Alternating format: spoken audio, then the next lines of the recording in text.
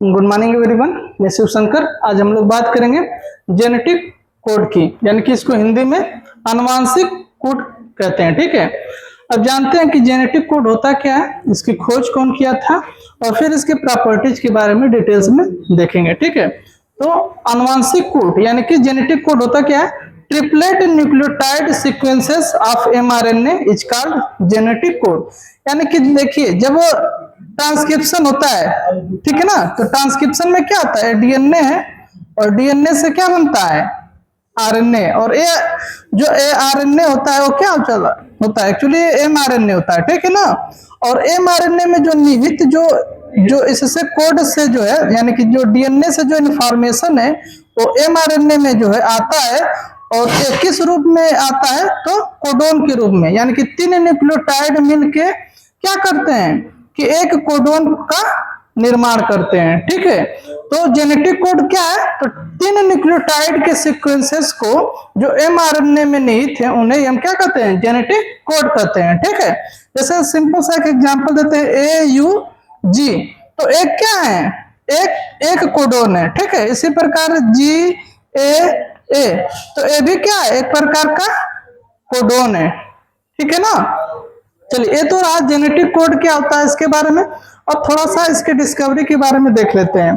तो सबसे पहले जो है कि कोडोन जो होते हैं वो ट्रिपलेट होते हैं, कि वो 4 की संख्या में होते हैं। ठीक है, तो इसका जो केमिकली रूप से जो है प्रूफ करके दिखाया था जो इंडियन साइंटिस्ट हैं एक, जिनका नाम है डॉक्टर हरगोविंद खुराना ने। ठीक है ना, डॉक्टर हरगोविंद खुराना ने केमिकली रूप से प्रूफ करके बताया कि जो कोडोन होते हैं वो कैसे होते हैं, ट्रिपलेट होते हैं। ठीक है, इसके बाद एक साइंटिस्ट है जिनका नाम है नेरेनबर्ग। ठीक है ना, नेरेनबर्ग ने भी ये बताया कि जो कोडोन होते हैं वो क्या होते हैं, ट्रिपलेट होते हैं। और इस प्रकार से जो अमीनो एसिड की अगर हम संख्या देखें तो टोटल अमीनो एसिड की संख्या कितनी होती है, वो होती है 20। कितनी होती है, 20। अब इस 20 अमीनो एसिड को कोड करने के लिए कोडोन की संख्या कितनी होती है, 60। यानी कि 60 कोडोन होते हैं जो कोड करते हैं किसको, अमीनो एसिड को। ठीक है, इसकी प्रॉपर्टीज में हम देखेंगे। अभी थोड़ा सा यहाँ पे बता देते हैं आपको कि जो 60 कोडोन में से भी क्या 3 जो कोडोन होते हैं, ठीक है, सॉरी 60 नहीं होता है, 64 कोडोन होते हैं ना जी।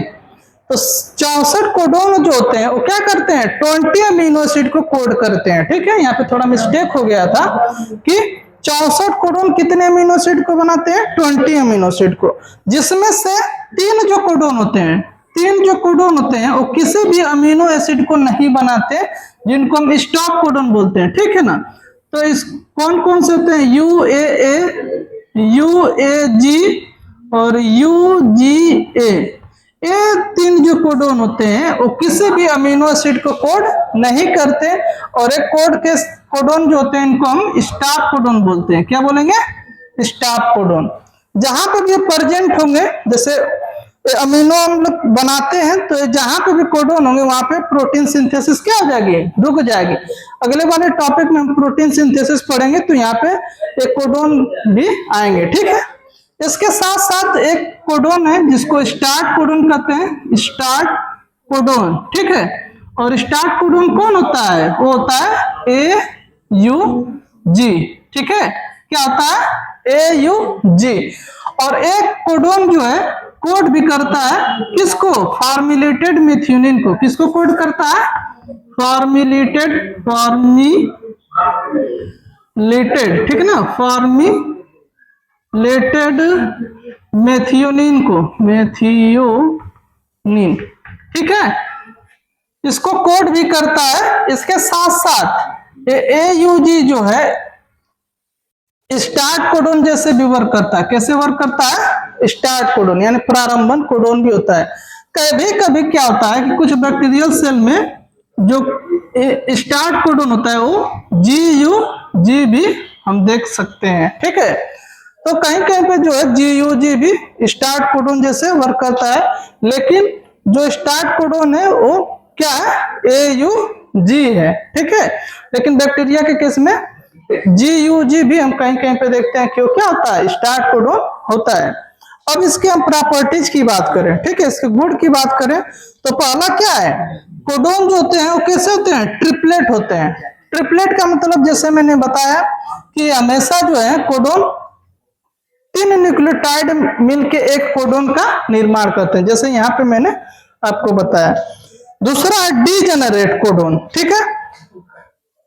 डीजेनरेट कोडोन का मतलब ये होता है कि एक जो कोडोन है सिर्फ एक ही अमीनो अम्ल को बनाने के लिए क्या होता है, रिस्पांसिबल होता है। यानी कि AUG कोडोन है तो एक स्पेसिफिक अमीनो अम्ल को, यानी कि जैसे मैंने बताया फॉर्मुलेटेड मेथियोनिन को ये सिर्फ क्या होता है, बनाएगा, ठीक है। इसके बाद है कॉमालेस फॉर्म, यानी कि अगर हम अमीनो जेनेटिक कोडोन लिख रहे हैं जैसे AUG GAU UAA ऐसे लिख रहे हैं तो यहाँ पे कॉमा नहीं लगाएंगे, ठीक है ना। देखिए हम कॉमा लगा दिए थे, लेकिन यहाँ पे कॉमा क्या करेंगे, नहीं लगाएंगे ना, तो यहाँ पे कोई स्टाफ का सिंबल लगाएंगे, ठीक है। तो इसको कंटिन्यू लिखते हैं, ठीक है। तो इसलिए क्या होते हैं कि जो कोडोन होते हैं वो कैसे होते हैं, कॉमा लेस होते हैं, यानी इनको लिखते समय हम कंटिन्यू लिखेंगे, कॉमा नहीं लगाएंगे। इसके बाद है अगला इसकी प्रॉपर्टीज है नॉन ओवरलैपिंग, यानी कि कोडोन जो होते हैं वो कैसे होते हैं, नॉन ओवरलैपिंग होते हैं, ठीक है। यहाँ पे अगली प्रॉपर्टीज इसकी लिखते हैं कि कोडोन क्या होते हैं, नॉन ओवरलैपिंग, ठीक है। यानी कि जैसे मान लीजिए कि कोडोन है, जेनेटिक कोडोन है, जैसे AUG है, GUU है, फिर उसके बाद CUC। तो यहाँ पे देखिए एक कोडोन है, ये दूसरा कोडोन है और यहाँ पे तीसरा कोडोन है, ठीक है ना। तो ऐसा नहीं कि मान लीजिए कि कोडोन है यहाँ पे एक बच गया तो इसके साथ मिलके जो एक कोडोन बना लेगा, तो एक कभी नहीं होगा, ठीक है ना। ये इसको भले छोड़ देगा तो 3 का ही हमेशा क्या होते हैं, 3 न्यूक्लियोटाइड मिलके एक कोडोन को क्या करते हैं, कोडोन करते हैं, ओवरलैपिंग है नहीं करेंगे, ठीक है। अगली प्रॉपर्टी है इसका, अगला जो प्रॉपर्टी है इसका नॉन एम्बिगुअस, ठीक है, नॉन एम्बिगुअस, ठीक है। यानी कि कोडोन क्या होते हैं, नॉन एम्बिगुअस, यानी कि जो mRNA होता है, यानी कि जो मैसेंजर RNA, उसमें जो नाइट्रोजनस जो बेस होते हैं वो क्या करते हैं कि एक ही कोडोन जो होता है वो एक स्पेसिफिक अमीनो अम्ल को बनाता है, ठीक है ना। यानी कि जैसे इसको समझिए कि एक जो कोड है एक स्पेसिफिक अमीनो अम्ल को क्या किया, बना दिया, अमीनो एसिड को। लेकिन ये जो अमीनो एसिड बना है इसके लिए और भी जो कोडोन है वो क्या कर सकते हैं, कोड कर सकते हैं, ठीक है ना। यानी कि एक अमीनो एसिड जो है वो और भी जो है कोडोन के द्वारा कोड किए जा सकते हैं। तो इस प्रॉपर्टीज को हम नॉन एम्बिगुअस बोलते हैं, यानी कोडोन क्या होते हैं, नॉन एम्बिगुअस होते हैं। अगला प्रॉपर्टीज है इसका यूनिवर्सल, क्या है, यूनिवर्सल, ठीक है। यूनिवर्सल का मतलब ये होता है कि चाहे यूकैरियोटिक हो चाहे प्रोकैरियोटिक ऑर्गेनिज्म से, उसमें जो जेनेटिक कोडोन होते हैं, जो यूकैरियोटिक कोशिका में जेनेटिक कोडोन प्रोटीन यानी अमीनो अम्ल को बनाएगा, वही जेनेटिक कोडोन जो है यूकैरियोटिक के अंदर भी क्या करेगा, अमीनो अम्ल को कोड करेगा, ठीक है ना। जैसे मान लीजिए कि कोई प्रोकैरियोटिक सेल है, ठीक है ना, ये प्रोकैरियोटिक सेल है और यहाँ पे जो mRNA है और इसमें जो AUG है, और यहाँ पे यूकैरियोटिक सेल है, यहाँ पे जो mRNA है, यहाँ पे भी जो AUG है, तो ये भी क्या करेगा, फॉर्मुलेटेड मेथियोनिन को बनाएगा, ठीक है। तो ये भी क्या करेगा, मतलब मेथियोनिन को बनाएगा, यानी कि इस केस में भी मेथियोनिन बन रहा है और इस केस में भी क्या बन रहा है, मेथियोनिन। तो चाहे यूकैरियोटिक कोशिका हो, मतलब प्रोकैरियोटिक कोशिका हो, चाहे यूकैरियोटिक कोशिका हो, इस वजह से इसको क्या बोलेंगे कि जो कोडोन होते हैं वो क्या होते हैं, यूनिवर्सल होते हैं। इसके बाद मैंने आपको बताया था कि 64 टोटल कोडोन होते हैं, जिसमें 3 स्टार्ट कोडोन होते हैं और एक क्या होता है, स्टार्ट कोडोन होता है। तो जो स्टार्ट कोडोन होता है उसके 2 फंक्शन है, एक तो स्टार्ट कोडोन जैसे भी वर्क कर रहा है और एक अमीनो अम्ल को बना भी रहा है। लेकिन जो 3 स्टार्ट कोडोन है ये सिर्फ और सिर्फ स्टार्ट कोडोन का जैसे वर्क कर रहे हैं, किसी भी अमीनो अम्ल को बनाते नहीं है, ठीक है।